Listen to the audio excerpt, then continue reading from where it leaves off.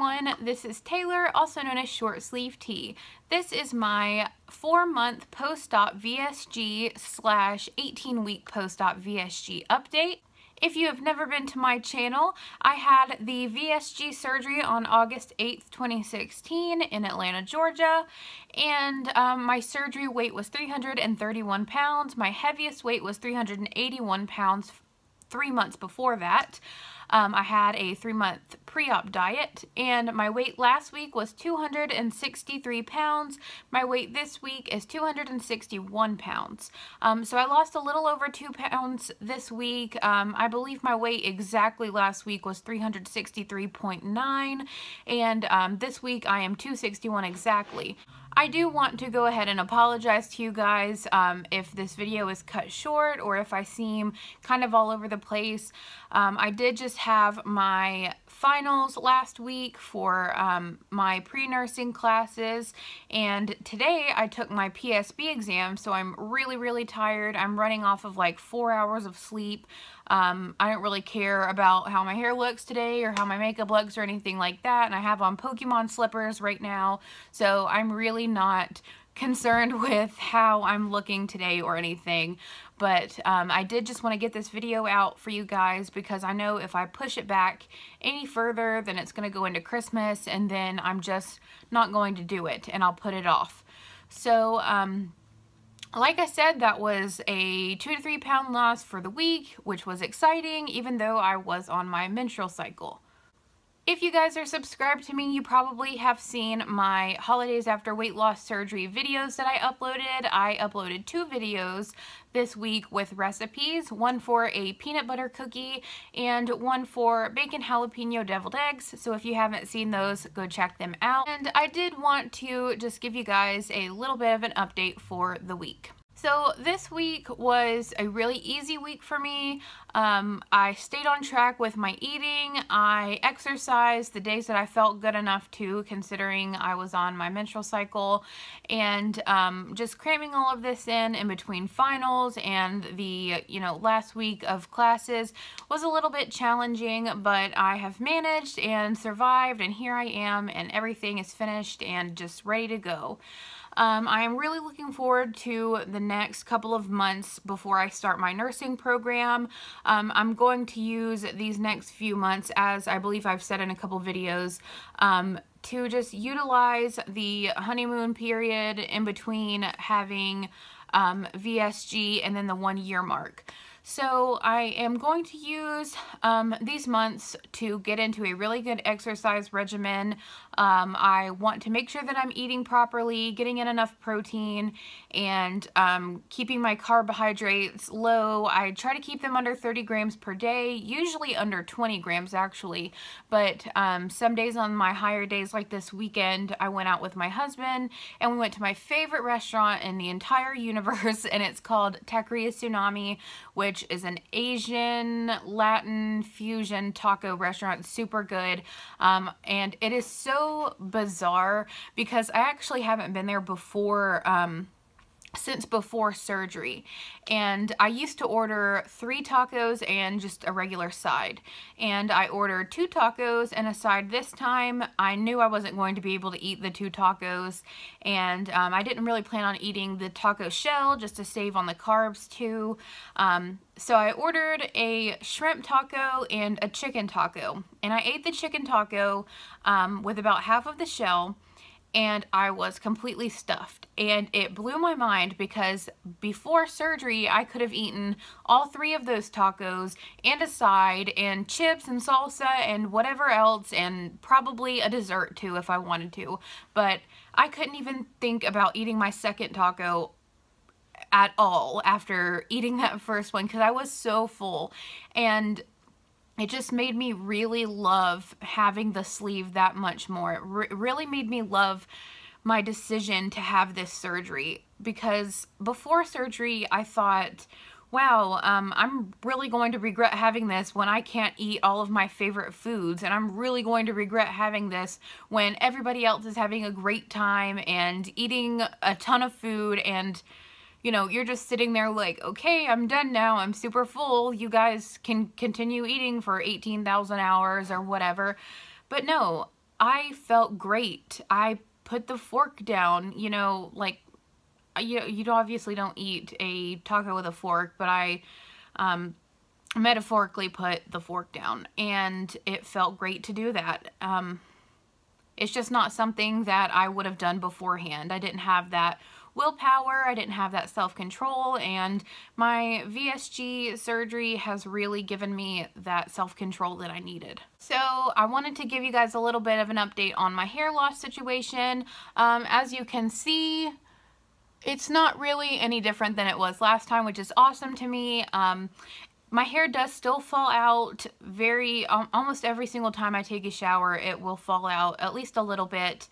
I have switched my hair care products. If you follow me on Instagram, you will have already known that. I'm not saying that I didn't like the shampoo that I used before. I really loved it, and I feel like if I didn't use that, my hair probably would have been, you know, way more thin than it is now, or at least significantly more unhealthy than it is now. But I did just want to go ahead and try something different. I have seen these products forever on the shelf, and I have wanted to try them for as long as I can remember seeing them. But they were a little bit on the pricier side. They were $15 a bottle, and if you use the Target Cartwheel app, you will have seen that these were on sale for 15% off. So I did get $1 off or something, which is not that much, but it just gave me a little bit of incentive to actually buy them. So I wanted to show you guys the products. The shampoo is, first off, the brand is Shea Moisture, and this is the Jamaican Black Castor Oil Strengthen and Grow Shampoo. It has peppermint, apple cider vinegar, and no sulfate, paraben, you know, a lot of words that I can't pronounce. It's just really, really good for you. Let me see if I can get a good, not really, but anyways, these are super good for you. They're by Shea Moisture. And then this is the conditioner. So that is what they look like together. I have barely used any of it. I've only used this, I believe, twice now. But I really, really like them. When I washed my hair with the shampoo, it didn't lather up way too much like some shampoos do. And it just felt really good and invigorating on my scalp. I'm assuming that that is because of the peppermint that is in there. I know that that's really stimulating to the scalp, and then also the apple cider vinegar kind of has a restorative property to it. I don't know if you can tell, but my hair is super shiny and just looks really healthy, and just, it's so soft. You guys obviously can't feel it through the screen, but it is extremely soft. And this is probably the healthiest my hair has looked in a long time. Obviously, I don't have any information on how it's going to help me grow my hair because I've only used it twice and it has only been a week. But the further on down the road that I get with this, I'm going to try to use the entire bottle, and I will let you guys know how it does for my hair, if it helps me grow my hair any, or if it prevents any of the falling out or losing hair, you know, whatever. Maybe it will. The conditioner, let me see. The conditioner actually says that it has keratin in it, which, if you guys don't know, is a type of protein, which is what your hair needs to grow. So hopefully that conditioner will actually help to grow my hair. So I wanted to talk to you guys a little bit about the snacks that I've been eating. A lot of people want to know, what are you eating on keto as far as snacks go if you're not eating a lot of fruit and vegetables because of the carbohydrates? I have been currently snacking on a lot of peanuts and almonds. I do enjoy eating avocados, but I don't get them as often as I would like to. And just the very basic deli meat and cheese roll-ups are my go-to for a snack. They are high in protein. I believe that 2 ounces of deli meat has like 13 grams of protein in it. So you can get, you know, 2 ounces of deli meat and a little slice of cheese and have like 15 grams of protein for an entire snack at like less than 100 calories. And I do end up just eating a snack usually once in the morning, once in the afternoon, or sometimes once in the afternoon and once at nighttime. I am planning on filming another What I Eat in a Day video in the next couple of weeks. As far as 4 months goes, we'll see how it compares to 2 months post-op. I do think that my eating habits have changed. Maybe I'm able to eat a little bit more than I used to. I guess we'll just have to see and compare them. So I did want to talk to you guys a little bit about my menstrual cycle. I've been on birth control for about 3 months now, and I was hoping that my periods would regulate after being on birth control. This week, my period was supposed to start on Sunday, but it actually started on Tuesday, so it was very, very off. It started the Tuesday before the Sunday if it was supposed to start, if that makes any sense. And I was still taking the pink pills in the packet, if you guys know what I'm talking about. If you take birth control, you know what I mean. There are 3 weeks of pink pills and 1 week of green pills, which are, and probably different for different birth controls, but the green or blue pills are the week you're supposed to be on your period. So my period did start way earlier than it was supposed to. I was a little irritated, of course, because, I mean, why? I thought it was regulating, but it hit me, and it hit me really hard, and I was very, very sore. I kind of had the idea that my period was gonna start just because the 3 days before it started, I think Saturday, Sunday, and Monday, I was eating everything, and I mean everything. If I saw something that I knew I could eat, I would eat it. If I knew that we had something at the house and I thought I might have wanted it, I would eat it. And that is just how I get before my period. It never happened before surgery, but I have seen a lot of videos where people talk about the 3 days leading up to their period after VSG, and they just have this huge appetite. And usually on my period I don't lose any weight. In fact, I normally will gain about a pound. If you guys have watched my previous videos, you will have known that my period makes my weight fluctuate and sometimes makes me gain. But this week, surprisingly, I lost. And I am bracing myself because I feel like as soon as I get in the 250s, and I'm super excited about being in the 250s, I'm going to stall. I know that obviously is not like destined to happen or anything, but you know, once you have lost a pretty significant amount after the surgery, you start losing. You see that you stall for a little while, and then you lose more, and then you stall again, and you lose more and stall, and so on.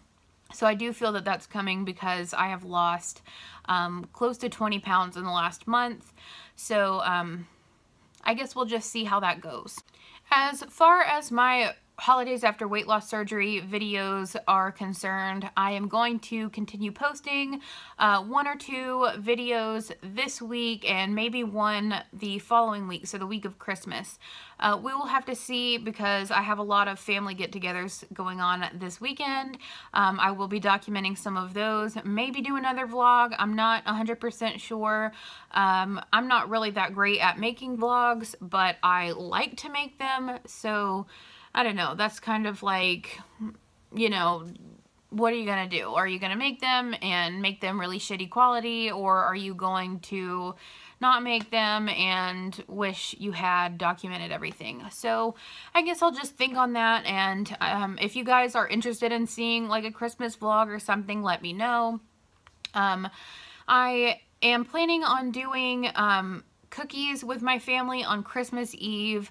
My mom has already bought a lot of supplies to make cookies, but I think I'm gonna try to make a sugar-free cookie just because I do allow myself to have like a treat item once in a while, but I just don't want to get myself to where I'm letting myself having a treat all the time, and I'd like to learn how to make different low-carb, sugar-free cookies. I'm thinking of trying like a shortbread cookie with almond flour. If you guys haven't ever used almond flour post-op, you should really consider buying some. It is kind of expensive. It's about $11.50 or $12. I have found Bob's Red Mill almond flour at Kroger and Publix. They should have it at Whole Foods, maybe Walmart, Wegmans, you know, wherever you guys shop. I'm sure they have some sort of almond flour. Just look for the Bob's Red Mill. I've actually even seen it at Big Lots, surprisingly. So just try that out, because I used that in my fathead pizza that I made. I have a recipe on my video, or on my channel, for the fathead pizza, and I've used it in making crackers, and so why not make cookies with it too. So maybe I'll make a video making some cookies with almond flour. Alright guys, I really hate cutting this short, but I don't really have too much to talk about this week. Like I said, I'm just really exhausted. I had my PSB exam today, which is, if you don't know, the Psychological Services Bureau exam to get into different medical field programs in a college, and sometimes they use it just if you're trying to get a job in the medical field in general.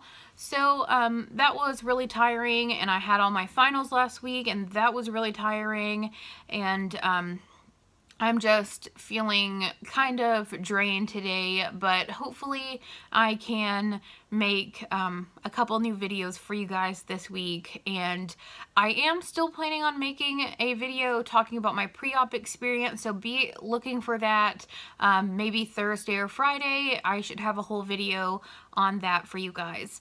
So I guess that is all I have for you guys this week. I am so sorry. Like I said, if you guys have any questions or need anyone to talk to or anything, you know, just find me on Instagram or Facebook, or comment down below.